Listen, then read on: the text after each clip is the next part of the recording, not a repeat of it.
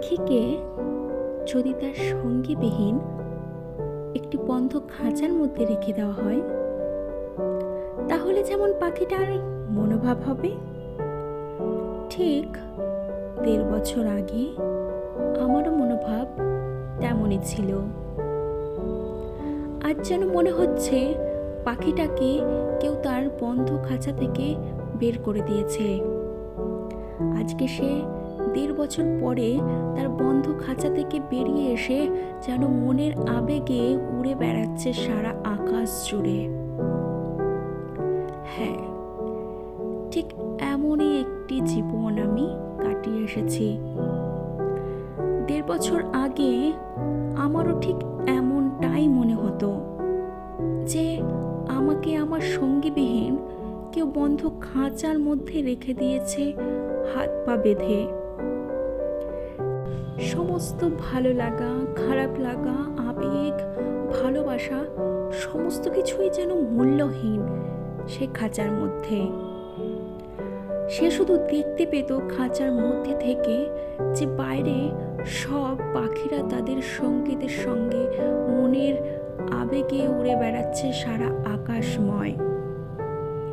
ভালো মন্দ সমস্ত পরিস্থিতিতে তারা রয়েছে একে অপরের সঙ্গে। কিন্তু সেই বন্দি থাকা খাঁচার পাখিটি বাইরে থেকে তাকে দেখলে মনে হতো সে বড্ড ভালো আছে, কিন্তু মনে মনে সে একদম ভেঙে চুরে একাকার। তার কোনো কিছুই ভালো লাগতো না। তার সর্বদা মনে হতো তাকে ছেড়ে দেওয়া হোক সে খাঁচা থেকে, সে এক ছুটে চলে যাক তার সঙ্গীর কাছে।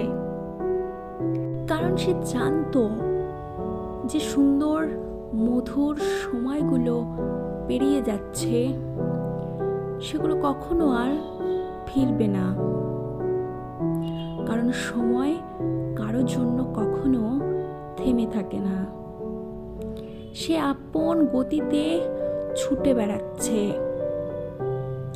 আর সেই পাখিটি মনে মনে সেটাই ভেবে চলেছে যে আমার জীবনের খাতা থেকে আমার সঙ্গীর সঙ্গে থাকা সুন্দর মুহূর্তগুলো যেন কমে আসছে। জীবনের খাতা থেকে যেন অনেক পাতা গায়েব হয়ে যাচ্ছে। সে সেটা ভেবে ভেবে কুমড়ে কুমড়ে মরত, কিন্তু সে কখনো সেটা কাউকে বুঝতে দিত না। সে সবসময় সবার সঙ্গে থাকা সত্ত্বেও যেন মনে মনে সে বড্ড একা।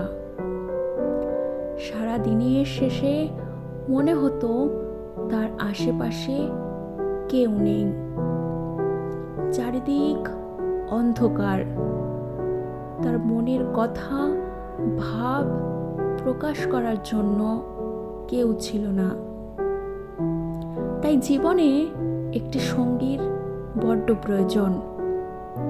আর সেটা পাওয়ার পরেও যদি তাকে আলাদা থাকতে হয়, তখন সেটা বড্ড কষ্টকর। একমাত্র তারাই বোঝে যারা এই পরিস্থিতির মধ্যে রয়েছে।